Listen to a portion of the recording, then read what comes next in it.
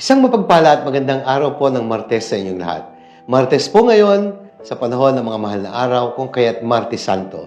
Pagbati sa mga deboto ni San Antonio, araw po ni San Antonio ngayon, at sa lahat po ng mga supporters and viewers of the Daily Gospel Reflection, sa mga followers po natin, maraming salamat po sa inyo at sa lahat po ng mga nagpapaabot ng tulong sa pangailangan ng pambansang dambana ni San Antonio.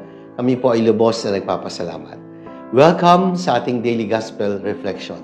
Sama-sama po nating pagnilayan ang mga salita ng Diyos mula sa Ebanghelyo ngayon pong Martes Santo.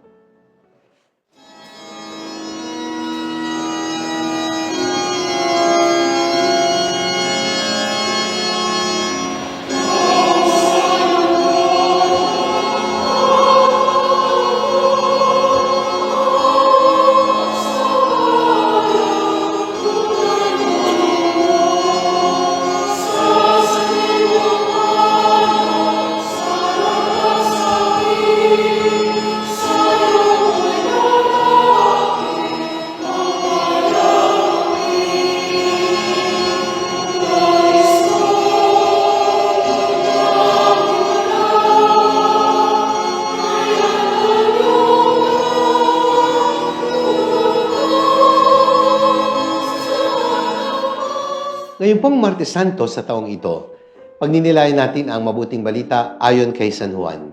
Mula sa 13 kabanata, talata 21 hanggang 33 at mga talata 36 hanggang 38. Ang pamagat po ng aking reflection ay ibabahagi ang tatlong kasalanan ni Judas Iscariote kaugnay ng kanyang pagkakanulo kay Jesus.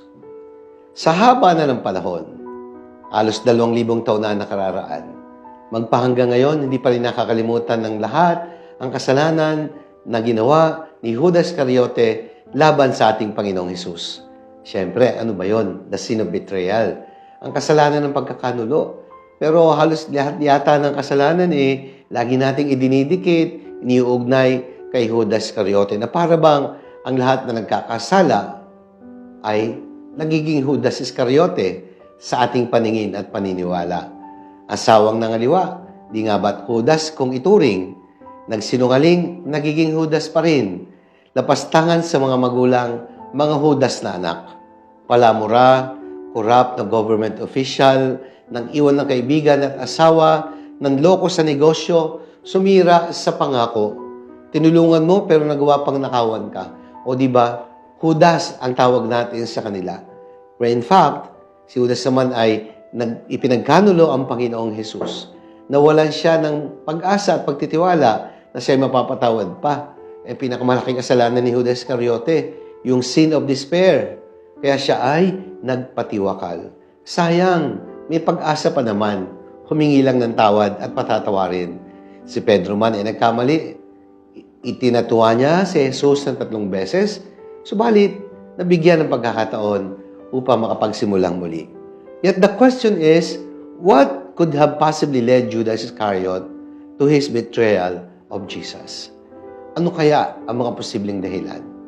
Sa pag-aaral ng mga dalubhasa sa banal na kasulatan, meron pong 3 posibleng dahilan. Ang una, he could have been scandalized by the claim of Jesus that he was the Son of God.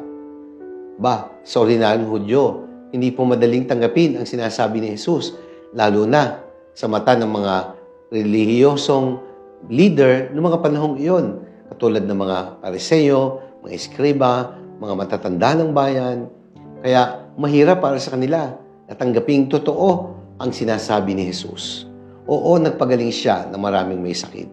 Mahusay siyang mangaral at hinahangaan ng marami sapagkat nakagagawa siya ng mga himala at maraming di pangkaraniwang bagay. Pero yung sabihin ni Jesus na siya at ang Ama ay iisa. Pinapantay ang sarili sa Ama at sinasabing siya ay tunay na Diyos. Parang siguro sa isip ni Judas Iscariote, napakahirap naman yatang tanggapin. So anong kasalanan ni Judas?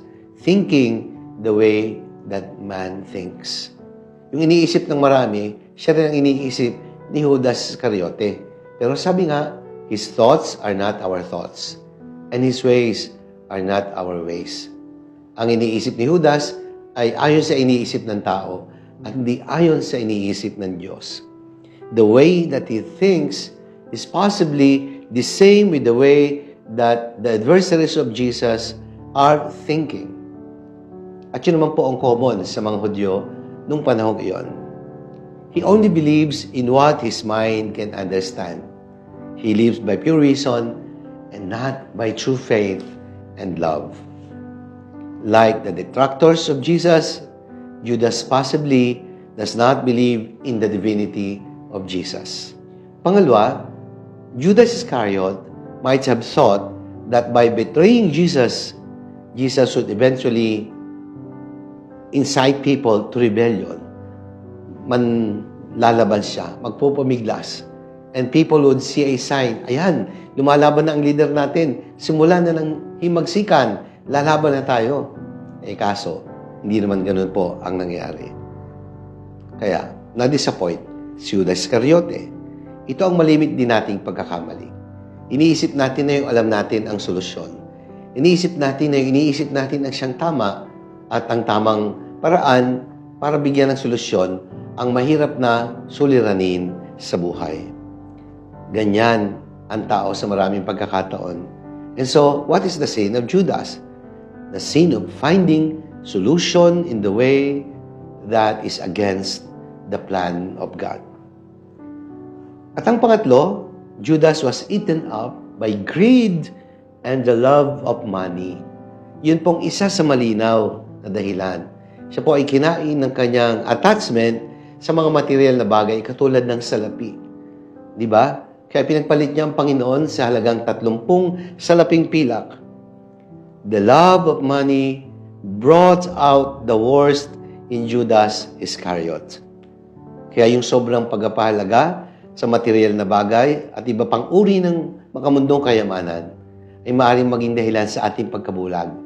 Malalaso ng isip at puso, ilalayo tayo sa Diyos.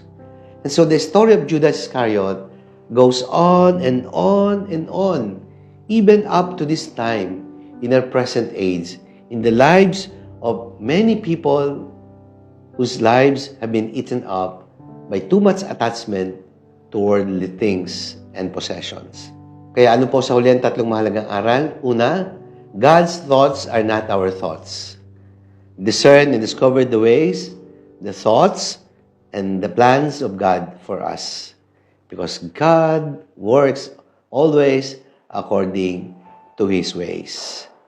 Pangalawa, God always works according to His plans and not according to our plans. Remember that God's plans are always the best plans. At pangatlong aral, huwag nating hayaan na tayong mabulag ng kinang ng salapi at mga makamundong yaman. There's always more to life than money and material possessions. Ang lahat ng bagay sa mundo ay lilipas.